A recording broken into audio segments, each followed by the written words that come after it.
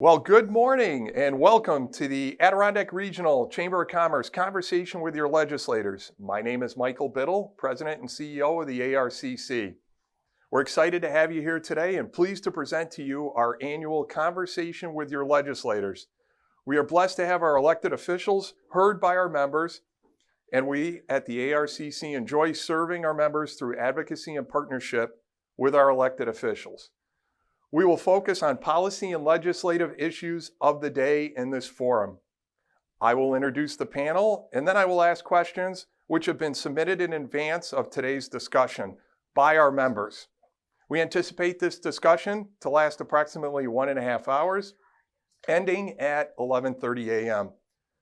The only people on video and audio today will be myself and the panelists. As I focus on the camera before me, I will also be looking up at the big screen where all our panelists are located. We will relay questions from the chat room as appropriate and time permitting. And I would also like to thank Washington County District Attorney Tony Jordan for the nice prayer this morning for a successful event today. First and foremost, I'd like to thank our sponsors before I present our panelists. I'd like to thank our presenting sponsors, Mark Shaw, who's to my right. He's also our technology sponsor, but I'd like to thank StoredTech and Mark Shaw and his entire team. We are broadcasting live from StoredTech corporate headquarters in Queensbury, New York. I'd also like to thank our other presenting sponsor, Juan and Amy Gonzalez from Hunt Companies. I'd like to thank our sporting sponsors, Kena, the Sagamore Resort, Glens Falls National Bank and Trust, the Upstate Agency, and Miller Mechanical and Doty Machine Works. I'd also like to thank our partner in media space and sponsor Jesse Jackson and Joel behind the camera at Look Media Resource. Thank you, gentlemen. I'd now like to introduce our panelists and have them say a few brief introductory words before we dive right into the questions. Panelists, welcome. I'd like to first introduce Congresswoman Elise Stefanik. She represents the New York's 21st District in the House of Representatives in Washington, D.C. First elected to Congress in 2014, Ms. Stefanik is a member of the Armed Services Committee, where she serves as ranking member of the Subcommittee on Emerging Threats and Capabilities, and is a member of the Subcommittee on Readiness. She is a member of the Committee on Education and Labor, and serves on the subcommittees for Higher Education and Workforce Development, and Civil Rights and Human Services. She is also a member of the House Permanent Select Committee on Intelligence. Congresswoman, welcome. It's great to be with you. Thank you so much, Mike, and the entire team from the Adirondack Regional Chamber of Commerce. I'm really honored to be here today with my colleagues from both sides of the aisle who serve in the State Assembly and State Senate. And I also want to thank all of our local businesses and sponsors. Thank you for your commitment to the community and the chamber, particularly this past year as we faced unprecedented challenges. I'm really excited that today's event has the highest number of attendees. We're breaking the record for any of the Chamber's Zoom events, so thank you for the interest from the community. What I hope to focus on today is key priorities that I have in Washington. Number one, continuing to deliver needed COVID relief for our small businesses, for our hospitals, and our schools, as well as funding for rural broadband. In addition, I'm going to talk about the importance of safely reopening the U.S.-Canadian border, particularly during any time of the year, but especially as we're heading into this summer for tourist season. This has been a top concern from the small business community, particularly our hospitality and tourist industry. And third, this is an opportunity for me to work with my state electeds on issues, as I said, like rural broadband, vaccine distribution, and rollout. And I look forward to answering the great questions today. Thanks, Mike. Thank you, Congresswoman. And you are right. The previous record for a Zoom meeting was 86 with your interview last December. We're currently at 157 people on board here for this outing. So thank you to our community for coming out strong and making sure your voices are heard.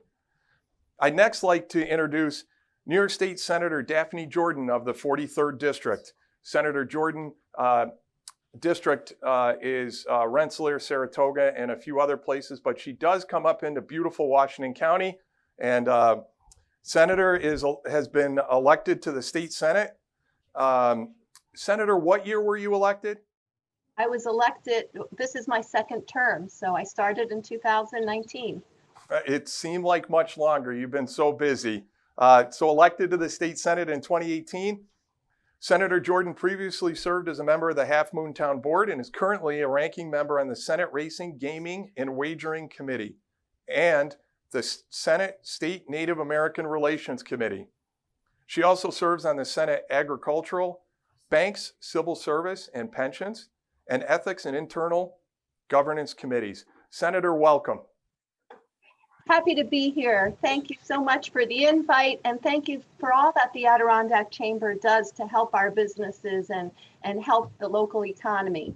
The economy is one of my major priorities this year, and that also goes along with getting people vaccinated so that we can feel comfortable going around and shopping and eating out and making sure that our businesses are open to full capacity and can prosper. So I, along with my colleagues in the Senate, have been very vocal already this year on resetting New York. And so that's what I will be talking about when given the opportunity. And thank you very much. Senator, thank you and welcome aboard. Our next panelist is New York State Senator Daniel Steck of the 45th Senate District. Elected in 2020, State Senator Steck is a North Country native and Navy veteran. He served our nation for 8 years in the United States Navy's nuclear power program, served on the town council in Queensbury, and then was elected town supervisor for 5 terms. He also chaired the Warren County Board of Supervisors for 2 terms, and in 2012, he was elected to the New York State Assembly. State Senator Steck is a ranking member on the committees for Children and Families and Environmental Conservation. He is also a member of the Bank, Library, and Education Committees. Welcome, Senator Steck. Thanks, Michael. Thanks for hosting us all. It's great to see everybody. I know everyone's sick and tired of COVID and Zoom meetings, but I think this is an important opportunity for us to get together and you all to hear from all your state elected officials and our Congresswoman. Appreciate the work that the Chamber has done year in and year out, but especially this past year because it's been so difficult to get through. Obviously, the big issue is COVID, and that I always look at that as there's 2 legs to that. The first one is the actual health issue and the recovery and the vaccine problem that we need to get through. And then obviously the flip side is the economy and the state's budget problem and the revenues and everything it takes to get our economy back to work and certainly our employees and our businesses back to where they need to be. So I look forward to answering some questions today, and it's a privilege to serve all of you, and it's great to see everybody, and I hope everyone stays warm this weekend and tries to get outside and enjoy it a little bit. Senator, I might need you to come over and move some cows with me this weekend. It was a little cold this morning. You do that. You know, Mike, thanks for the introduction, and you did forget I'm also a member of the Health Committee. Okay, I did forget that. That is very important. Thank you, and thank you for your service in the United States Navy, sir. Go Navy. Next, we have Army veteran, New York State Assemblyman Jake Ashby, representing the 107th District. Assemblyman Ashby, who was elected to the New York State Assembly in 2018, is a veteran in the United States Army Reserves, where he served for 8 years and rose to the rank of captain. After 2 tours in Iraq and Afghanistan and a humanitarian mission in Africa, he was awarded 2 Bronze Star medals, the Army Commendation Medal, and a Combat Action Badge. He's a member of several committees, including the Committee on Aging, the Committee on Ethics and Guidance, Committee on Veterans Affairs, and the Committee on Health. Additionally, he serves on the Racing and Wagering Committee and also the Committee on Ways and Means. Welcome, Captain Ashby. Thanks, Mike, and thanks everybody for participating today. I want to thank my colleagues in state and local government, and then also Congresswoman Stefanik for being here. Look forward to the good conversation and fielding questions today. Thanks again to the Chamber for all they do for our businesses. It's been a rough year on everybody, but I know everyone here is dedicated to helping those in their communities through these tough times. Thank you so much, Assemblyman. Our next panelist is New York State Assemblywoman and my Assemblywoman, Carrie Warner of the Assembly District 113. Assemblywoman Warner was elected to the New York State Assembly in 2014 and is chairwoman of the Legislative Commission on Skills Development and Career Education. She has been a strong advocate for apprenticeship programs for career and technical education offered through the BOCES system and has fought hard to expand funding for the early college, high school, and P-TECH programs. I also have to say that is not here. Assemblywoman Warner, as everyone on this call is a huge advocate for our agriculture and our farms. And she is constantly calling me, I'm teasing you. We have robust conversations about agriculture and farm all the time. So many thanks to everyone on the call for that. Warner is a member of the Assembly Standing Committees on Agriculture, Local Governments, Racing and Wagering, Small Business and Tourism, Parks, Arts, and Sports Development Committees. She is also a member of the Joint Legislative Commission on Rural Resources, the Legislative Sportsmen's Caucus, and the Bipartisan Legislative Women's Caucus. Assemblywoman, it's a pleasure having you here today. Thank you, Michael. It's a pleasure to be here with you and with the Adirondack Chamber members, and of course with all of my colleagues in state government and with Congresswoman Stefanik. I missed all being in person, but it's wonderful to be together. This has become an event that I look forward to because it's always a great discussion on what are the priorities in our business community in the North Country, and that input is really important to me. As I look forward to the next legislative session, I think there's a couple of things that are on everybody's mind. The vaccine rollout is probably top of mind for everybody, and how do we make that happen as efficiently and effectively as possible in the next few months. It's key to getting our schools reopened. It's keys to getting our businesses operating at full capacity again. I think rural broadband is the second topic that is just so critical for all of us to deal with. And you've heard from all of the colleagues who've spoken so far about how this is really one of our top priorities. And then secondly, lastly, my big priority this year as the new chair of the Legislative Commission on Skills Development and Career Education is to really bring a focus on the need to make our workforce in New York State the most competitive workforce in the country. I don't have to tell you all, we are never going to be the low tax state in the country, but we can be the most competitive from a workforce perspective, and that will bring businesses here and keep them here. So that's my goal. It's a big and lofty one, but I look forward to working with all of the business leaders from the chamber to make those things happen. Thank you. Assemblywoman, thank you and welcome. Our next panelist is New York State Assemblyman Matthew Simpson of Assembly District 114. Assemblyman Simpson was elected to the New York State Assembly in 2020. His district covers Essex, Warren, and parts of Saratoga and Washington counties. He previously served on the Horicon Town Board and most recently was the town supervisor for the town of Horicon.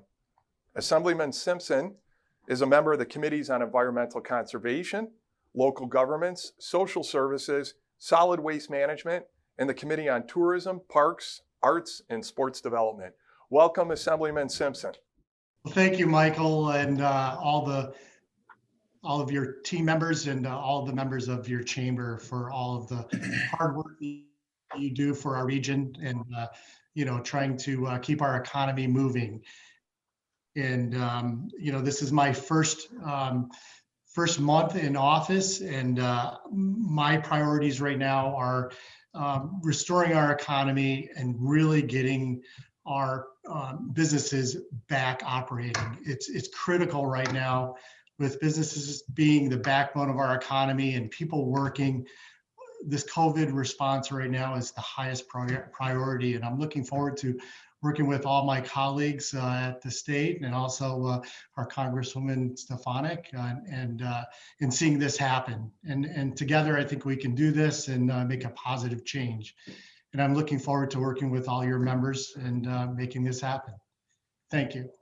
Thank you, Assemblyman Simpson, and thank you all for being here again today. We now have 164 people on, and we're really excited to move forward. So I'm going to dive right into the questions.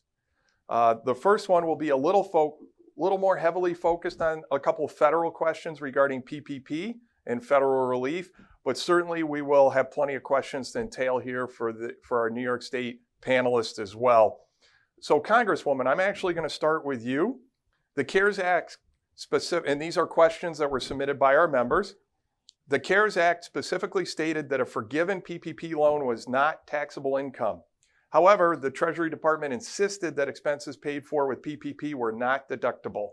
This left small businesses facing tax increases for 2020, which would prove to be devastating to their financial health during these tumultuous times. What has Congress done to fix this error and ensure our small businesses aren't overly burdened with their filings this year's taxes? Really good question, Mike. This came up actually in our last Zoom with the ARCC. This was one of the top concerns I heard from small businesses really across the district, in that when the initial Paycheck Protection Program was rolled out, there was no limitation on small businesses being able to deduct their expenses, whether that was payrolls, utility bills, or rent. The congressional intent was to continue to allow small businesses to make those deductions. Department of Treasury didn't follow congressional intent, and they put out rulings saying that small businesses would no longer be eligible. I was adamant that this needed to be fixed. I spoke directly with Secretary Mnuchin at the very end of December last year. So we got this fixed in the final COVID package that passed at the end of December. So just to clarify, small businesses, you still have been able to deduct when you're dealing with both your 2020 and your 2021. If you do an additional Paycheck Protection Program, you are able to deduct those expenses, whether that's rent, payroll, utilities. That was very, very important for the small business community in the district, and I was proud to deliver that as a result at the end of this year. There was far too much uncertainty over many months, but we got it done. One of the things with this forum is to welcome our legislators to make sure that they're heard from our members, and that's where these questions are from.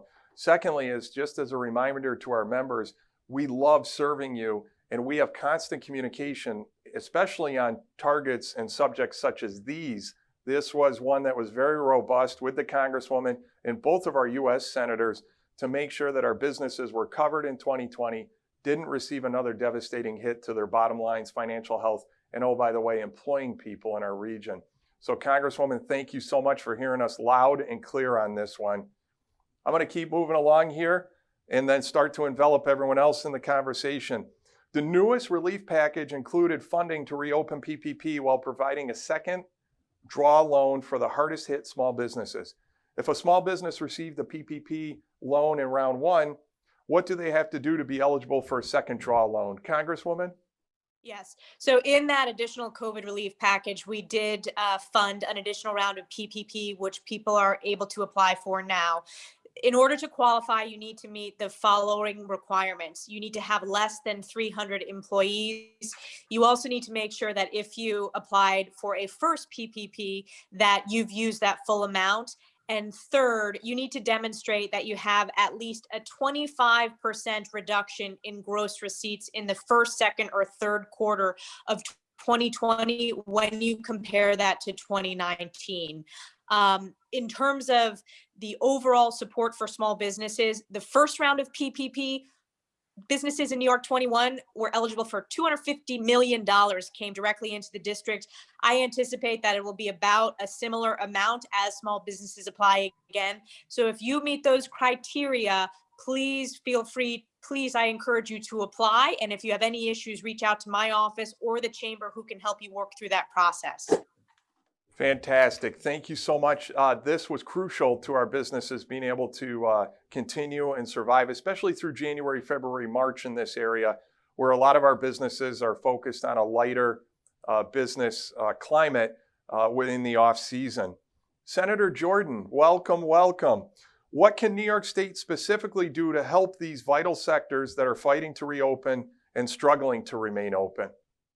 Sure. Well, first, I want to thank Congresswoman Stefanik on always keeping us updated as to what's happening on the federal level, because we are able then to relay that information to our constituents, which is so important. And throughout the COVID crisis, she has done that, whether it's been weekly or, biweekly. So thank you very much, Congresswoman.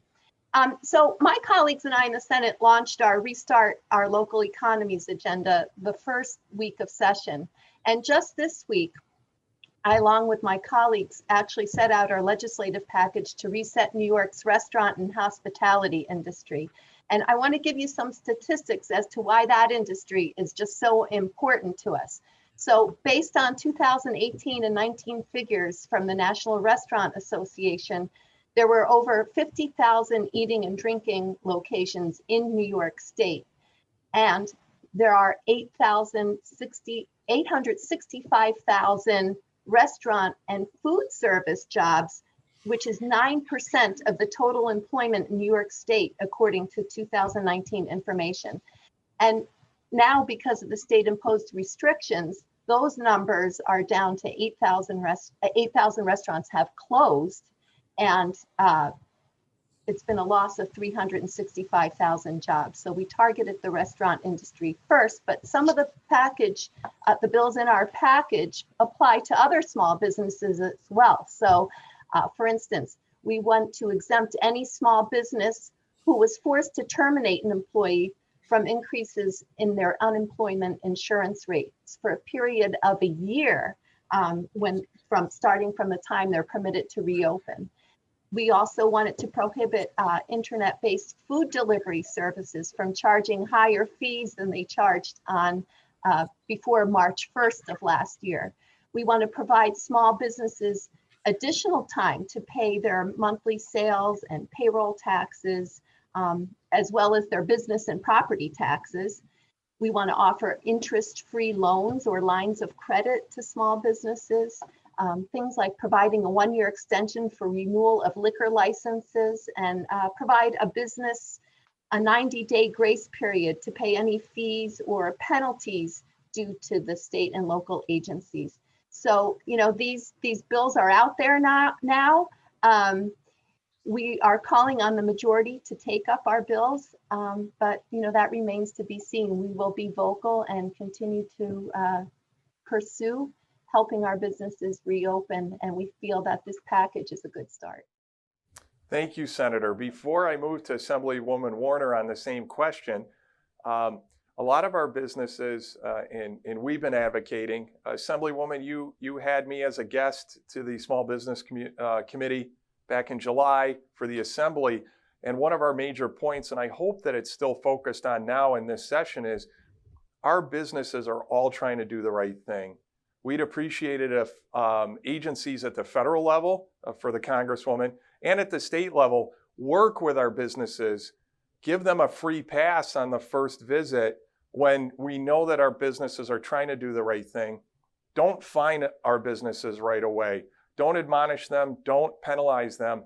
Show them where they need to be. There's been so many changes and so much confusion on the COVID policies and procedures. Everyone wants to do the right thing. I urge everyone on this call, please, please, please, please, call the agencies, call the governor, call the president, whoever. We need relief. We need partnership. These agencies should be serving our businesses and our public. So thank you for that. Assemblywoman, the same question. How do we work to get these vital sectors going again and struggling to remain open? Thank you so much.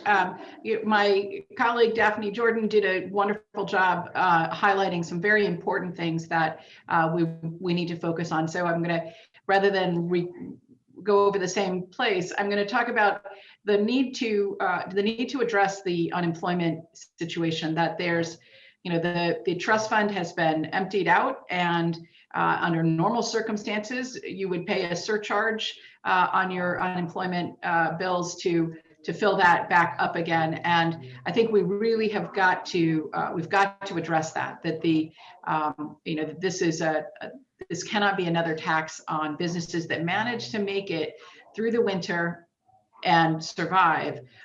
Hitting them with a huge unemployment bill is not going to be the path to success. So we took a step this week, which had bipartisan support in the legislature to address that, to begin to address that, and we've got to do more. But I think that's something I've got my eyes on, to make sure that we are not penalizing businesses for having to pay out unemployment to their employees, which they had no intention of letting go. And So that's a big thing. I think the other some of the other things that we can do specifically for restaurants is continue the ability to offer takeout cocktails, to put caps on delivery fees, because the delivery services are really not doing a fair job for restaurants. And a shout out for the one upstate company, Melio, that has tremendously positive business practices, very fair, works well with restaurants. They're doing a great job in contrast to the national delivery services. But I think we need to create some better balance for the restaurants with respect to their dependence now on the third-party delivery systems. So those are some of the things, in addition to the ones that Senator Jordan talked about, that I think we need to focus on. Thank you, Assemblywoman, so much. Congresswoman Stefanik, back to the federal side on PPP.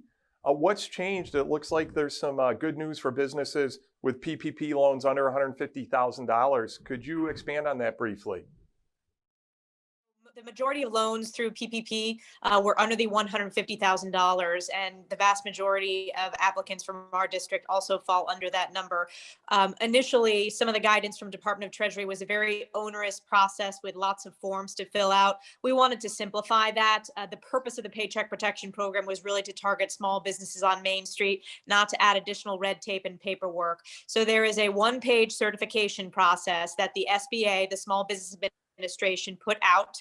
You can also get that from the ARCC to streamline that and make it much, much more simple if you did receive a PPP funding of $150,000 or less. So this was a big win as well, and something that we heard from a lot of small businesses about. That was a huge win. 84% of the loans in our area were under $150,000. I'd also like to share with our members on the line today that if you are still in need of a first round or second round, feel free to contact the chamber. We could hook you up with an appropriate authorized SBA bank to help you get through these difficult times. Senator Steck, with more federal relief expected in the months ahead, where would you like to see funding directed to have the greatest impact? Thanks. Well, that is the question, right? We're hoping to get relief from the federal government. We've been talking about that and holding off all of our budget decisions in Albany since last spring, based on anticipated and much hoped for bailout from the federal government. We had an election, and now there's a realignment in Washington, and supposedly the stars are aligned for us to receive some money. But the governor proposed, or he pitched his executive budget. Really, he pitched two budgets: a $6 billion drop dead budget, as he called it, from Washington, and then his hoped for $15 billion budget, which would allow him to maintain the status quo. If we get the $15 billion, and if you're talking about $350 billion package from Washington, if you prorate it based on or portion it based on population, I'm sure that will be closer to $15 billion. But if that happens, what I don't want to see happen is us to just use that money as status quo and keep doing what we've been doing. We need to realign. We need to use that money appropriately. I prefer it to go directly to local municipalities and to schools, as opposed to going through Albany and let Albany redirect it, because I question the fairness and the wisdom that'll come out of those spending decisions. But if it's up to me, I'd like to see it go into business relief. Carrie Warner mentioned a minute ago, and I agree with her, that we can't refill the unemployment bin by a negative experience rating on all these businesses. We're just going to crush them. It wasn't their fault.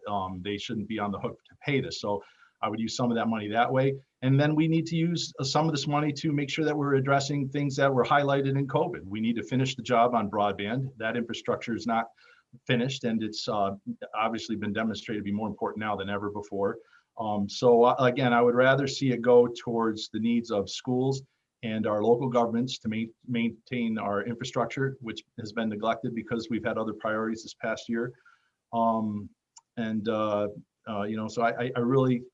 I'm just, my concern is that we're going to use this money and say, well, good, thank God that money came from Washington, and we'll continue with business as usual. We need to stop that. This is an opportunity for us to fix some structural deficiencies in our state budgeting practices.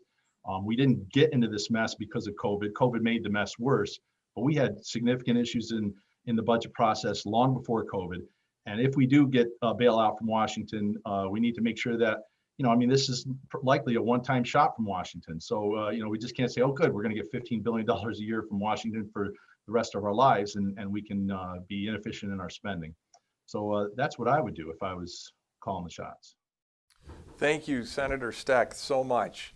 Assemblyman Ashby, good morning to you, sir.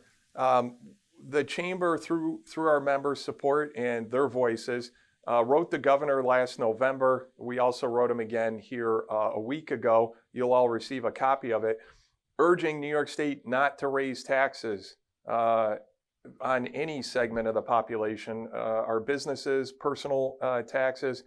Do you have any comment on that, sir?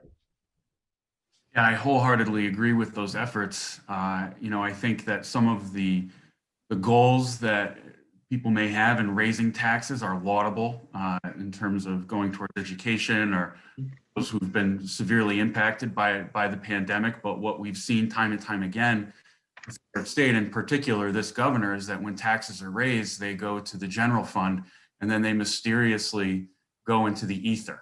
We don't really know, what's going on with them. There's not a lot of oversight going on there. And, all we know is that they're spent inefficiently on programs that don't really yield the investment that they should. If I think in terms of taxes, if we're looking in terms of places where we can decrease spending, we need to look at places like the Hollywood tax film credit, those sort of programs that the governor's pet projects have been over the last few years that really haven't yielded the results that he's projected. We need to look at those. We need to look how we can work more closely with the comptroller and his efforts in coming through with different audits that he's found fraud and abuse in, and being able to capitalize on those efforts. And I know that my colleagues here on this forum agree with that for the most part. Thank you so much. Thank you, sir.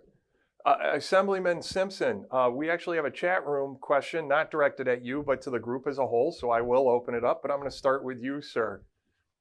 What efforts are underway to capitalize on entrepreneurs and business professionals leaving big cities for locations such as the North Country that offer a healthier work-life balance? Assemblyman, I know you and I have spoken about this in the past. What thoughts do you have? Yeah, this is especially for the North Country. This is a great opportunity for tying in the expansion of broadband and our ability to communicate in this. And great, we're in the Adirondack Park. There's a lot of opportunity here for home-based businesses, entrepreneurs to start a business in a rural area close to the greatest area in New York State. And so we are reaching out to try to let people know what we have to offer, but we need this broadband expansion and we need connectivity to make it happen. It's very difficult to have somebody who has a vision and not provide the critical infrastructure they need to be able to communicate, along with, in balance with living in the Adirondack Park, with, preserving our nature. So, Assemblyman, thank you so much. I'd like to expand on that for a minute. Congresswoman, since you've been elected in 2014, I know broadband has been a major issue for you. Do you have any thoughts on broadband in our area? Absolutely. So there has been tens of millions of dollars allocated to New York State in the previous COVID packages related to COVID broadband or expanding broadband. Additionally, I just wanted to touch upon the schools issue as well, since I know a lot of the school districts have invested in either the MiFi or increasing access as some students and teachers have been at home. In this most recent December package, $4 billion has been set aside to go directly to New York State school districts. That's going to be really important, making sure that that funding gets allocated over the course of 2021. But going back to the rural broadband, there was a really important announcement that I was proud to make at the end of last year. The FCC has a program called the Rural Digital Opportunity Fund. And initially, New York State was not eligible because of some of our state state policies, frankly, under this governor. My office worked directly on a bipartisan basis with other members of Congress, with the chairman of the FCC, Ajit Pai, to make sure that New York State became eligible for this important source of funding. And we worked successfully to make that happen. I announced $100 million that will go to New York State in the Rural Digital Opportunity Fund. And there are dozens and dozens of municipalities that will see build out and investment from providers all across this district, from Warrensburg to Willsboro to parts of Hamilton County, northern parts of Saratoga County. This will be a multi-year effort, but that $100 million is a significant investment. And of course, this is a federal, state, local partnership. And I know that all the folks on this call have been strong advocates at the state level to make sure that the funding that's given to New York State actually gets invested in rural communities and not just in some of the more populated parts of the state where they're trying to sort of improve access speeds, for example. Thank you, Congresswoman. Assemblyman Ashby, broadband's also high on your list, as most of Rensselaer County is very, very rural, and certainly the towns that you touch in Washington County. Would you like to comment on the broadband? Yeah, I'm grateful for Congresswoman Stefanik's support on this issue. And it's something that I've worked with Congressman Delgado on as well. And, you know, we've reached out, we've written the president, we've gotten correspondence back from the Department of Agriculture on this issue. Our colleague, Mark Walczyk, out towards Watertown has also been a proponent on this. It's been a joint effort by many on this. So, you know, I'm not the clear front runner on this, but I'm happy to take the lead on it in cases where I can. And, you know, broadband certainly in the rural areas is an issue, but you'd be surprised in certain pockets of my district that are right along state highways that are lacking the capacity for this. And it's unbelievable. And I think it's even more apparent right now during the pandemic when people are having to rely on their broadband connection and participate, our students, you know, having to go remote with this. It's become even more apparent and an issue that we need to get behind. And I'm happy that the federal government is going to start pushing more for this, because I know at the state level, our governor and his broadband commission haven't really been forthcoming or honest with the numbers that they've put out. Last year, his broadband commission put out the number that 98% of people in New York State who need broadband have broadband. And I don't agree with, you know, that type of verbiage, those types of semantics and playing games with this issue, because it's even more imperative right now for people to have the capacity to participate online. And so I'm happy that my colleagues here on this call at all levels of government are advocating for this issue. Thank you, Assemblyman. Assemblywoman Warner, this is a hot topic you and I talk about often. Do you have any comments? I do. Thank you very much. So, you know, I participated in a hearing that the Rural Resources Commission did last year on this topic of rural broadband and what is getting in the way of a complete expansion of broadband to every household in New York State. And I asked the question, there are poles that bring electricity to every household. So why is it that it is so slow and so expensive to get the wire that brings broadband to every house in New York State? And that question yielded a very interesting response. And it turns out that the process of making the poles ready is a cumbersome process, an expensive process, and one that New York State has chosen to regulate rather than let the federal government regulate it for us. And I'm going to be really honest, we've made a botch of it. And so I've started introducing legislation to fix this problem. Since 2016, there's been a proceeding in front of the PSC to streamline the process of making the poles ready, that would lower the cost so that the dollars that the Congresswoman is able to get directed to New York can go as far as possible.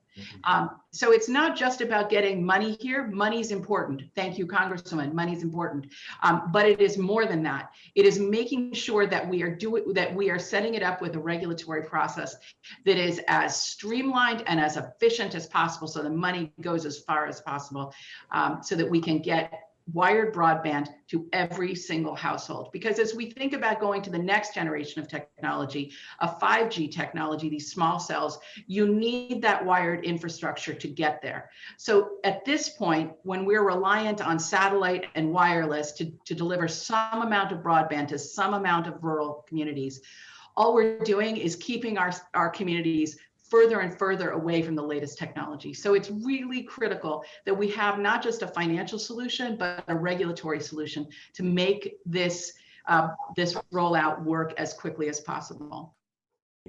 Thank you so much. Question, is there funding or support for those professionals or businesses having the expertise implementing environmental social governance business practices in an area such as ours, with the trust as low as it is sometimes for new professionals or businesses in our area? So this is one of our, this is actually a guest that lives in Saratoga Springs, I believe, and is very focused on consulting and environmental social governance, wants to help our companies achieve new heights in environmental and social responsibility. Senator Steck, any comment on that? Well, I'm not sure I fully understand what the person's asking, but I can tell you that my experience in the legislature in both houses now is that there's an awful lot of empathy and focus put on environmental causes and environmental justice, if you will, and a lot of funding that goes into it, more than perhaps a lot of the business community would want focused in that direction. So I don't think that New York is lagging behind in supporting environmental causes at the state level. And Assemblyman Simpson, environment, you're on the Conservation Environment Committee. Any comments on environmental social responsibility? I agree. I think there are a lot of programs that the state has. I would have to, I've been there a month, but I know that we've had several pieces of legislation that is tied to environmental justice that is being proposed at the Assembly. So New York State is, I believe, addressing the environmental issues today. Fantastic. Assemblyman, if you and I could work together, maybe we could come up with some links to some specific programs that I could later share with our members. We have a comment here on broadband. The broadband effort could be helped greatly if our legislators could get the DOT to stop the $2.50 foot surcharge annually to broadband only providers.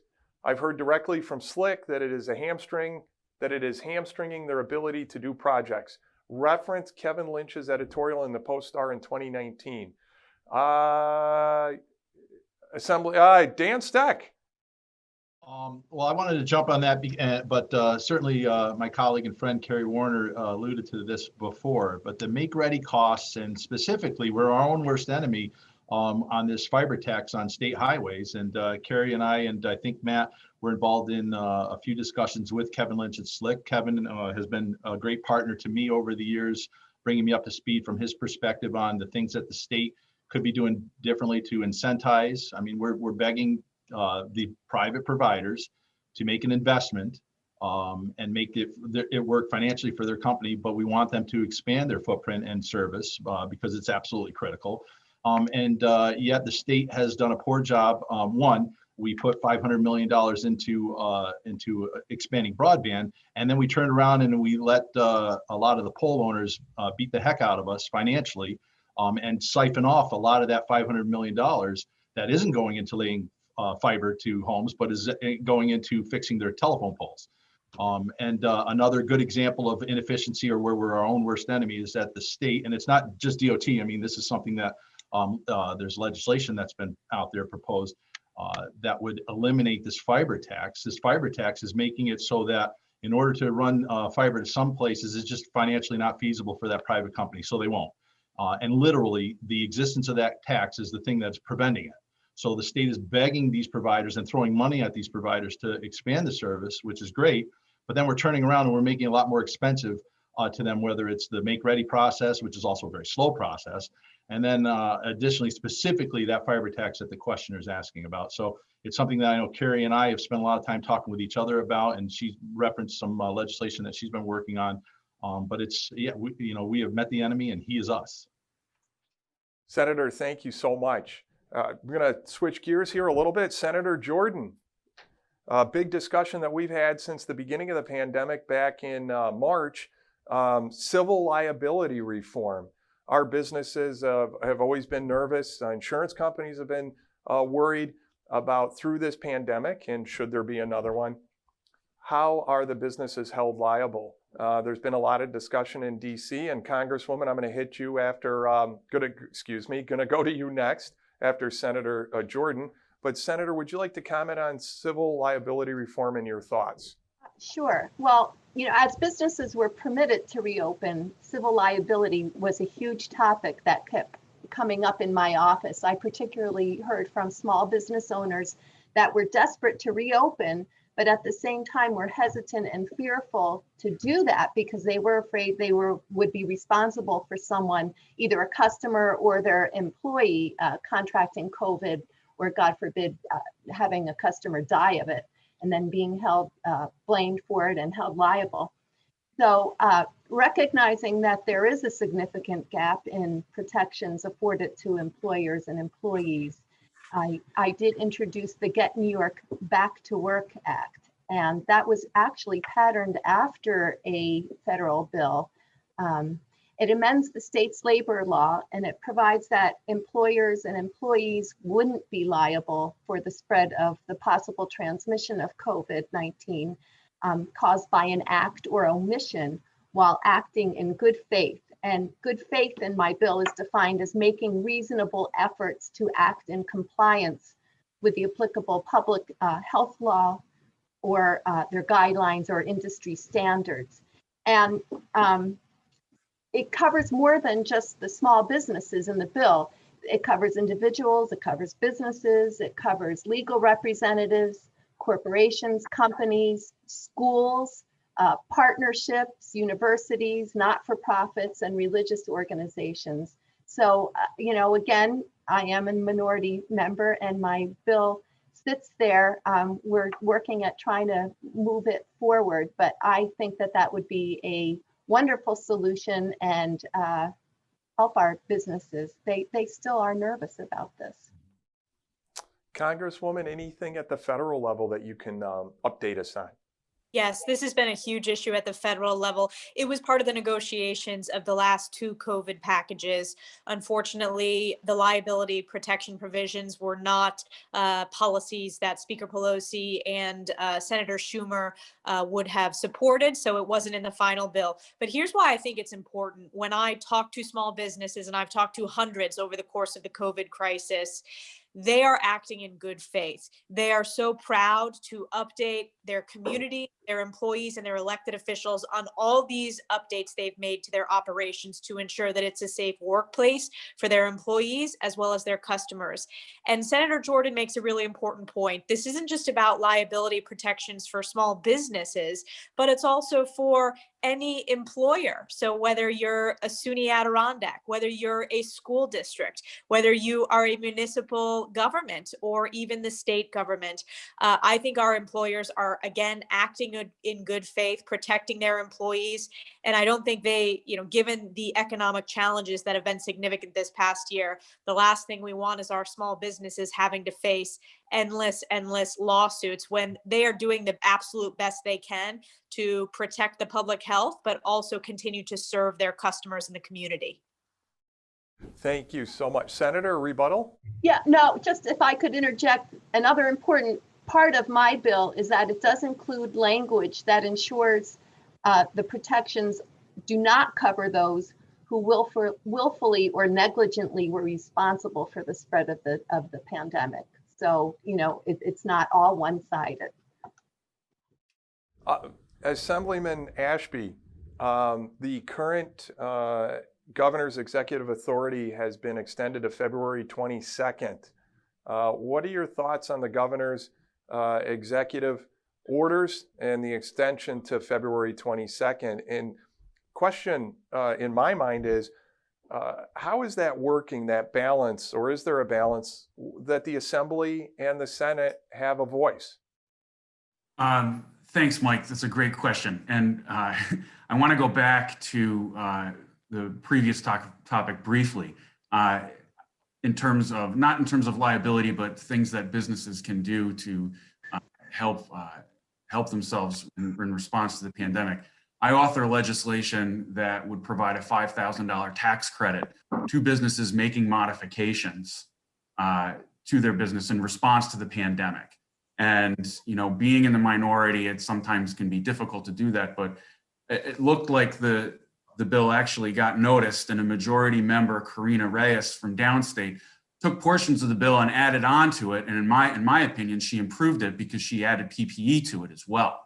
So although sometimes it's difficult for us to get noticed in the minority, a bill like this, and in response to liability and our businesses' response, being responsible partners in the community and taking steps to do this, I was happy to see that. I was happy to see a majority member take notice of it as well. Now, in response to your question regarding the governor's executive powers, I think it's unbelievable, you know, how far that we've taken this.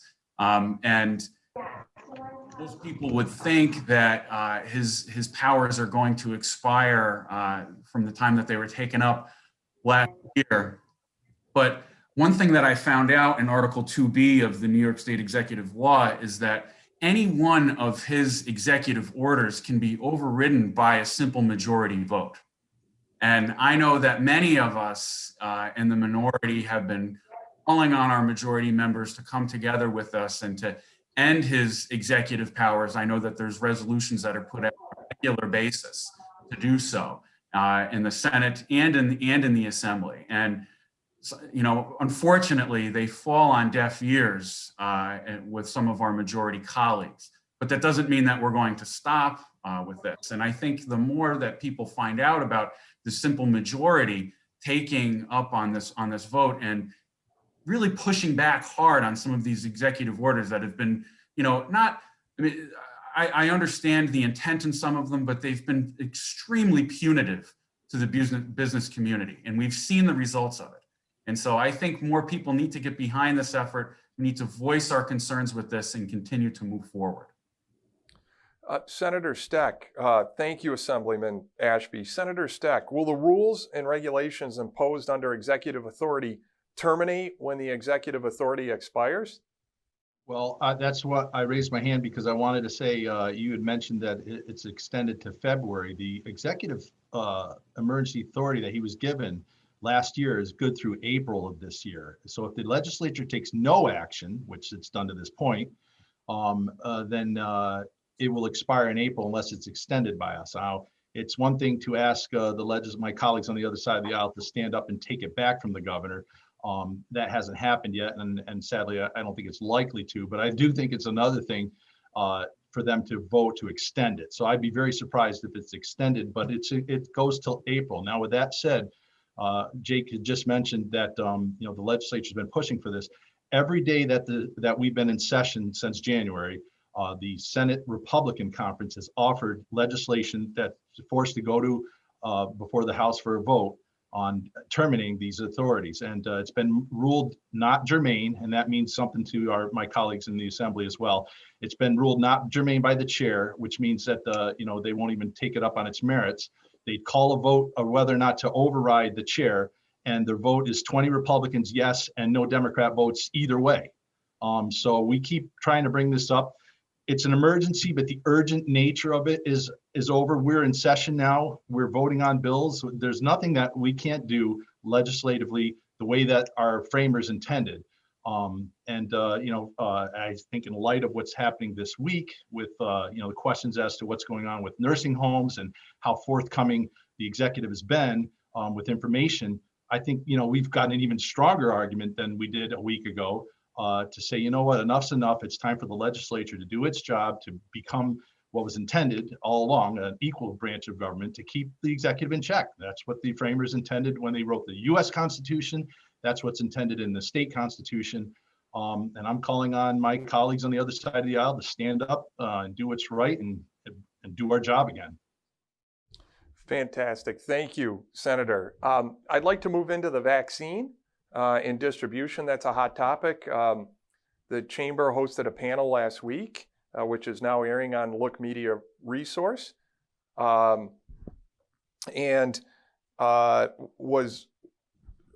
a lot of confusion out there. There's a lot of questions, and people are concerned. Congresswoman, could we start with you at the federal level, what you see, what you hear, and could you give us a brief update? And then I'd like to move to some of the state elected officials with the same question. What is the status of vaccine distribution in New York? Absolutely. So let me go back to where we were a year ago in March or April. One of those bipartisan COVID packages funded with billions of dollars, Operation Warp Speed, which was the private-public partnership that really got rid of the red tape to ensure that we had an opportunity to be a leader globally, to have developed the fastest vaccine in human history, which we successfully did. And that's a testament to, I think, the innovation in our healthcare sector and that public-private partnership. In the most recent COVID bill, so this was the December bill, there was $1.6 billion just for New York State allocated for vaccine distribution, as well as testing and tracing as we continue to work through the COVID crisis. To date, the federal government has provided New York State with more than 1.3 million Pfizer and Moderna first vaccine, and we continue to distribute about 250,000 to 300,000 doses per week. Obviously, we need to continue to make sure that we're working to provide those doses, but one of the big challenges from my perspective, as we've heard from my constituents, is our county public health officials had very well thought out plans in terms of how to distribute those vaccines. Unfortunately, the governor made the decision not to utilize those county public health officials, and it's been a really challenging rollout. It's also very challenging for our seniors. This was an issue that I brought up on a call recently with the governor's senior team and the bipartisan congressional delegation. And a lot of the members, whether they were Democrats or Republicans, were asking the same thing about making sure that the state makes it much, much easier for our seniors who are the most vulnerable to cut through the red tape, especially the online form that has multiple complicated screens, to make sure they can schedule their vaccine. So at the federal level, my priority is the funding and making sure New York State gets the doses they need. Great. Thank you, Congresswoman. On a side note, and Assemblyman Simpson, I'm going to ask you another question in a minute. I just want to make a comment here from one of our, if you could go up just a little higher. Thank you. Up to that one. Thank you. As director of an agency that supports nearly 1,000 people with developmental disabilities and employs 700 people in Warren, Washington, and Albany counties, I implore all of the legislators on this call to urge Governor Cuomo to reinstate vaccine priority to the developmental disabilities field. Thousands of individuals with disabilities and employees in New York State are still awaiting vaccination and are experiencing the inability to schedule appointments due to the lack of available vaccines. So just want to put that out there from one of our members. Can I comment on that briefly, Mike? That is a huge priority, and it needs to be immediately addressed at the state level. Another priority that I want to raise, and I've talked to constituents about this, cancer patients who go in for appointments frequently, have very significant health challenges. We are working at the federal level with the president and CDC to make sure that cancer patients are able to have access earlier to the vaccines. That's a population that has frankly been left behind in terms of getting that early access. Assemblywoman Warner. Thank you. So with respect to the disabled community, I joined several colleagues this week in calling on the governor to add the developmentally disabled community back into the higher priority groups. This is really important. That this is a community that is that has been particularly hard hit in the group homes, and we need to get them and their staffs vaccinated more quickly. With respect to the rollout, we started getting, when it started back at the end of December, we were getting 250,000 doses from the federal government. We're now getting substantially less than that. And that distribution was 40% of what the state said it could distribute in a week. So we started out getting 40% less than we had said to the federal government we could distribute in a week. And our distribution has declined pretty substantially over the weeks since this began. So we do have a problem with getting supply from the federal government, but that is not to say that we have done a great job rolling out what we have. We have not. There's been a lot of confusion as to whether the state's going to be in charge, the county's going to be in charge. This has not gone smoothly at all, and it needs to get better fast. We need to do what some of the other states have done, which is put in place a technology solution where people can register their interest in getting a vaccine. They can register all of their criteria. You know, what age are they? What health conditions do they have? Are they in an essential business? Whatever. And then the technology, based on how many doses we get in a week, they can send out messages to say, now's your time to schedule. You're up next. That takes the anxiety out of the process. It makes it much more orderly. But then on top of that, we need some visibility into and predictability. This is how many doses you're going to get each and every week, so that the counties, the state and the counties know how many people in their communities they can get vaccinated every week. And they can build a process around it. So there's been lots of failures at both the federal level and the state level on this. We've got to get it. We've got to get this cleaned up, and we've got to get it right. And we got to do it soon, because the anxiety in communities is just rising, and that doesn't help anybody's health conditions, and it doesn't serve our communities well. So we've got to bring some better smarts to this process at all levels of government. Assemblywoman, thank you so much. Assemblyman Simpson, this question is not directed at you. It's from one of our members, Greg. I'm just going to ask you the question, and everyone's open to it, of course. I have an 89-year-old mother-in-law, a wife that is a teacher. Neither has been able to secure an appointment for their desired COVID vaccination. As a business owner, I look forward to an opportunity to assist my employees with getting vaccinated. On the surface, it seems that the state has failed to establish a well-coordinated and efficient plan on vaccine rollout. Assemblywoman Warner was just speaking to that. I am interested to learn if those on the panel share my concerns, and if so, what is happening in Albany to correct the issues. So more of a follow-up to what the Assemblywoman just spoke about, sir. So by far, Michael, that's the number one call that comes into my office, is the confusion over COVID, the vaccinations. And it's typically somebody who's in that situation where they're trying to set up an appointment for their loved one, their elderly person. And it's very difficult. The whole process, as Carrie and others have said, is just, the rollout has been awful. And, it's very difficult to get information on how it's going to improve. We make suggestions. The executive is making all of those decisions on how it's being rolled out. And I think we need to be involved in that discussion. I think our county health departments have a very good plan to make sure that we are using these vaccines when they become available. And we're able to communicate with those people in our communities that need it most. So I'm very concerned about it. And I know that all my colleagues are too, and we're going to work very hard to try to improve this situation. We also need more vaccines. That's, I heard a number of 7.5 million people are eligible for the vaccination right now, and we just don't have the number of vaccines to meet that need right now. Assemblyman, thank you so much. Congresswoman, a side note from a member here. What's the status of the national debt as a result of the pandemic responses from the federal and state governments?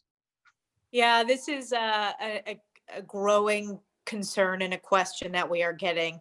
These COVID packages have each cost trillions of dollars, and the American people and the taxpayers and future generations, it's going to have an impact on our fiscal picture. The recent COVID package that's been introduced by President Biden, and it's not specific legislative language, it's just an overall $1.9 trillion package. There was no discussion with Republican either senators or House members before that was introduced. Now they're wanting to start discussions on the Senate side on a bipartisan basis.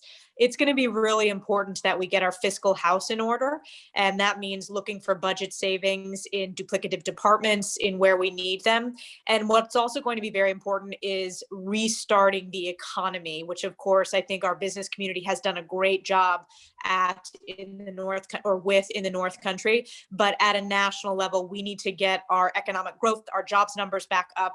And that should be a huge focus from my perspective over the next 2 years. But the debt and the deficit continue to be a concern, as they should be, particularly when you think about the fact that it's future generations that are going to be saddled ultimately with this bill.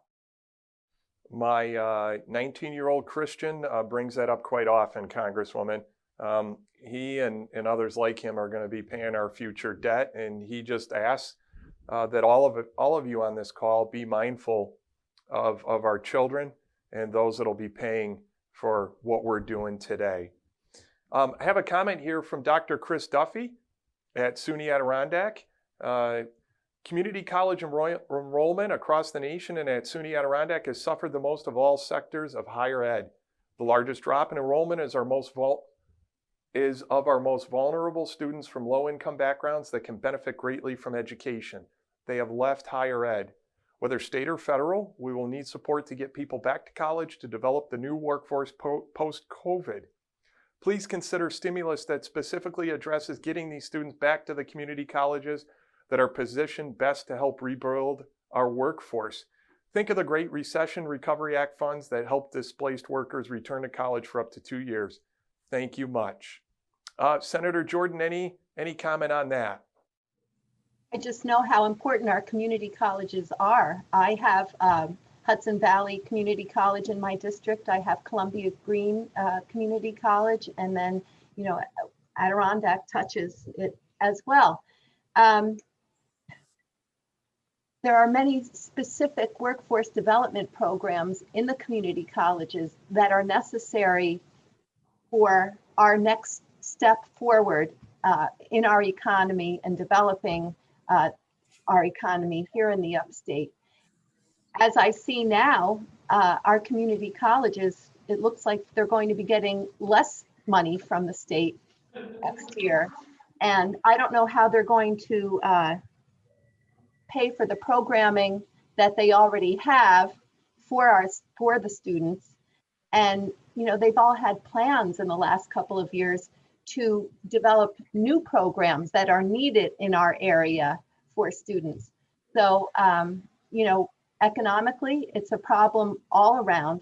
Of course, for these students that aren't able to participate in the community college now because of economics, that is a problem that needs to be addressed.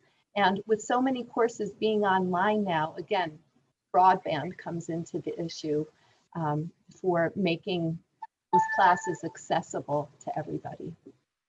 Thank you so much. Back to, Assemblywoman Warner. Thank you. I want to begin my comments by just thanking Dr. Duffy and her staff. They've done an amazing job in this last year of supporting their students and maintaining a sense of connection to the campus in a time that's been very difficult. So kudos to Dr. Duffy and her team.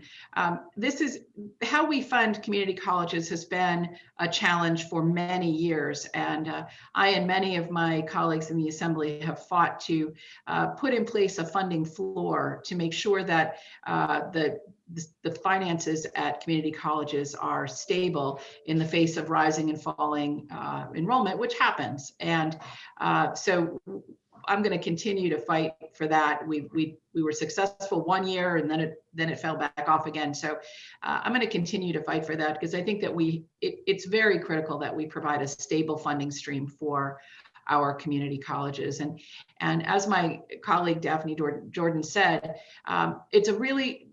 these institutions are really well positioned in the community to develop career retraining programs, to help people get get started in a new direction if their prior employment has gone. And it's really key to, I think, building the most competitive workforce in the country. So I look forward in the context of my new role working with Dr. Duffy and with the other community colleges to expand the development of community colleges as a workforce retraining engine in our communities. Thank you so much, Assemblywoman. I'd like to move on in our last 15 minutes to make sure that we bounce around just a little bit. Senator Steck, I'm going to let you run with something here for under a minute, and that is, what are the legislative priorities for you this year in Albany?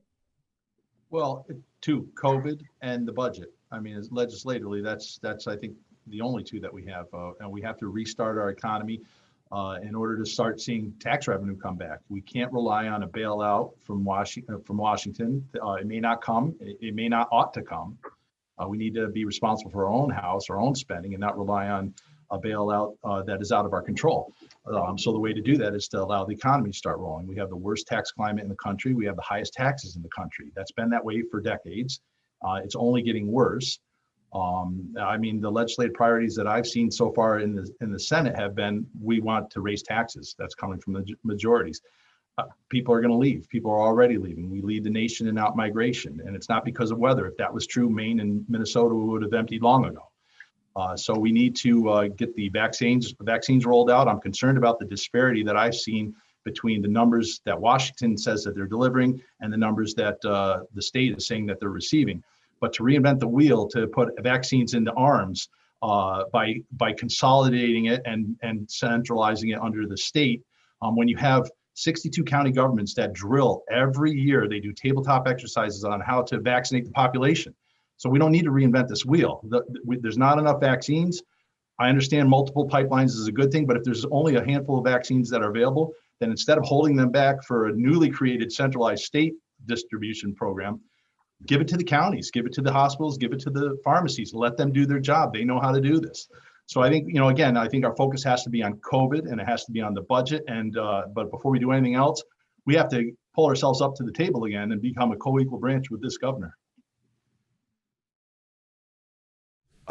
Thank you so much, Senator. Assemblyman Warner, your legislative points here in this session.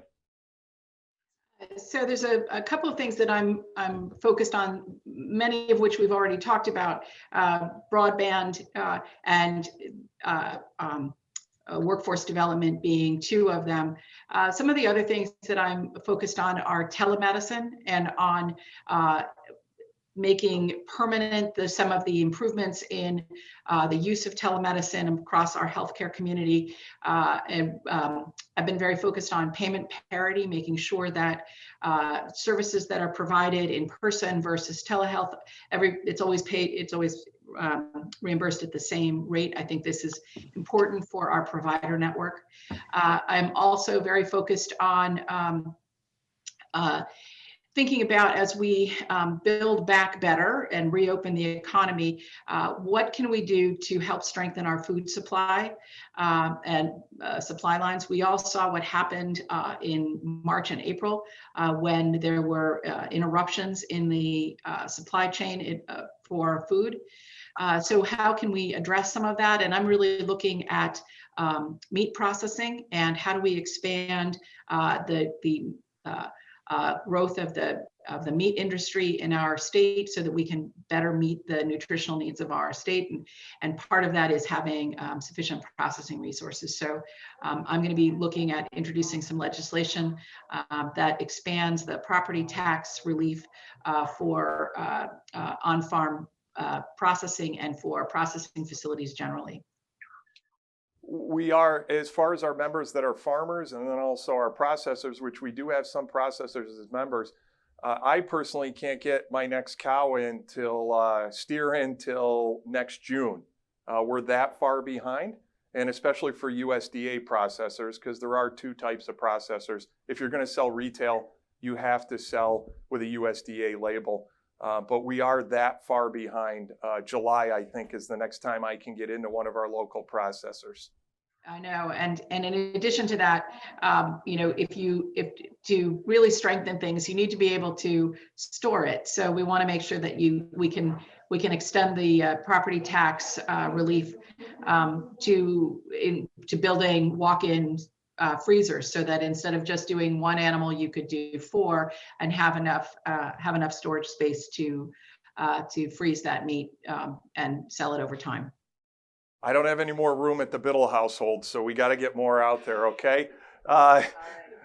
Senator Jordan, priorities for this legislative session. Well, number one priority is being a co-equal branch of government. So, once we have attained that, I think then the other priorities we have will be brought to fruition. So that's number one. Number two is really getting this the vaccinations out to the people. And, it's interesting. I have figures from the CDC that I received 2 days ago. And I know that next week, New York is supposed to get a combined 528,000 vaccines. They divided into first doses and second doses. So first doses are 289,000, second doses are 239,000. So I see an increase there. Interesting, I also learned though that New York's sum total of vaccines that have been given to us from the federal government were 2,401,900. And those administered that are on record are only 1,453,972. So I'm wondering what that discrepancy is. It's like there's another million vaccines out there that have not been distributed. So distribution of vaccines is very important to me. And as I said earlier, that's important so that we can just start functioning like normal people, that our economy can function the way it's meant to function, with businesses open to full capacity and consumers being able to buy their products and services as we were accustomed to. And that should help our New York State economy. Broadband is another priority of mine because that's all tied in with our education, with business, and even with people being able to handle their health concerns. So those are all top priorities of mine. Thank you so much, Senator. Assemblyman Ashby, top priorities for this legislative session, sir. Well, a lot of them have been mentioned already. Certainly bringing the legislature back as a proper check to our governor, I think is a top priority and is going to be crucial to all of these other things that we want to happen. So that certainly is the number one priority, along the lines of small business recovery, taking care of our first responders, our healthcare workers, keeping them in mind during this budget process, the education workers that are out there as well, making sure that they're all being heard and recognized through this budget process. And then also our veterans. Taking a look at this budget and looking at the PFC's wire peer-to-peer counseling is not in there. We're in the same boat that we were in last year. And last year I was proud to be able to help restore this, working in partners with our majority members, but really pushing to make sure that this happened. And going back to an earlier topic, our community colleges, in Rensselaer County, we're utilizing Hudson Valley Community College as a way to administer peer-to-peer counseling to our veterans. And it's been a great partnership. And unfortunately, through this pandemic, it hasn't come to its full realization yet, but I'm confident that when we do get through and we are, starting to recover, it's just going to be another reason that our community colleges are going to be a linchpin in this recovery. Even right now in Rensselaer County, it's a vaccination distribution point. So our community colleges certainly need to be heard throughout these processes. But those are my priorities, and I'm going to continue to fight for our veterans, throughout this whole thing, because I know right now, I get calls on a daily basis. I've got another call after this with a veteran right now that's having issues because they can't get in-person counseling right now at the VA, have been unable to do it, through the vet centers. This is unbelievable, right? And, we talk about our veterans and caring about our veterans and making sure that they get the voices, the help that they need, right? Well, we need to be there for them. The state needs to pick up the slack on this issue. Assemblyman, thank you. Well said. One of the bonuses that we've achieved this year at the Chamber is the addition of Carol Ann Conover, who is to my right. And we are now poised to start a Veterans Business Council at the Chamber, and we're proud to roll that out later this year. Derek Lloyd at Duke Concrete, along with Sean Dion at Mr. Electric out of Queensbury, will certainly be point people on this, and we look forward to rolling this out. And I look forward to your input as well as Senator Steck's input on this council. That's great. That's great news, Mike. And as a small business owner, myself, it's taken a hard hit on my business, but I know the guys that you have and gals that you have working on that committee, they're going to do a tremendous job for that program. Thank you so much, sir. And Assemblyman Simpson, your priorities for this legislative session. Mike, of course, COVID is the highest priority right now, ensuring that we're meeting the needs of the people that need to be vaccinated and also helping them through this process. The budget, that is another key priority. There was a structural problem with the budget before the pandemic in New York State. It's always been a problem here in New York State. Taxes have never gone down, they've always gone up. And that's tied in with what we need to do to build sustainability in our business community. The amount of regulations and the burden puts on businesses, and it increases every single year and makes it more difficult to grow those businesses and create those additional jobs that our communities need for sustainability. The answer isn't to reach in deeper, is to support those businesses and allow them to grow, reap those benefits, and also create those jobs that are needed to build a sustainable economy. So I'm going to be focused with the conference on working on that and focusing on how we can jumpstart New York and roll out those initiatives. Thank you so much. I want to make sure I behave. Did I hit everyone on the state level for their legislative priorities? Fantastic. Thank you. Congresswoman, I'm going to let you have the last word. Tell us a little bit about what's going on in the federal, what's happening with your legislative priorities for this session. Well, thank you so much. It's great, again, to work with my colleagues from both parties at the state level, and it's great to work with the chamber. My top priorities are very similar to the themes we've heard from our state senators and state assembly men and women on this call. So number one, the COVID relief. Of course, that includes funding for the vaccines, making sure that the distribution is improved greatly, but also related to school district funding, rural broadband funding. In addition, I think this crisis has highlighted some long-term needs. Childcare has been an issue that the business community and families across this district continue to advocate for, that we need to do better in terms of childcare access. So I'm working on that on the Education and Workforce Committee, as well as funding directly to childcare centers through the Community Development Block Grant Program, which have community action agencies all over the district.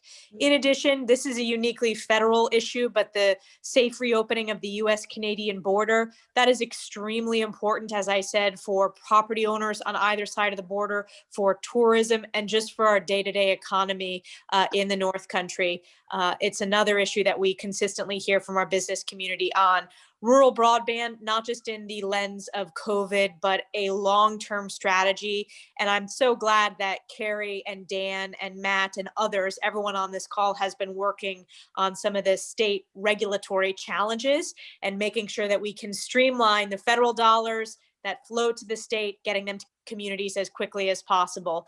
And then overall, my top priority is always making sure that we're providing the best constituent services. So any small business that reaches out to us, a veteran, a senior that reaches out to us, that we are responsive and we help them with casework to get answers from federal agencies. But thank you again to the Adirondack Regional Chamber for the opportunity to connect, and thanks always to my colleagues. Thank you all so much for your participation, for listening to our concerns, for answering all these questions. I'd like to thank each of you, Congresswoman Stefanik, Senator Daphne Jordan, Senator Dan Steck, Assemblywoman Carrie Warner, Assemblyman Jake Ashby, and Assemblyman Matt Simpson. Thank you so much for representing us, for hearing us, and for taking our concerns to Albany. I wanted to make sure we get couple last things in from a member here too. Please stand up for our elderly. They're not connecting well through technology when it comes to vaccine appointments. We really have to figure out a way to better help our elderly. No new taxes. I know we've heard that one before, but we really, really, really need your help on that one.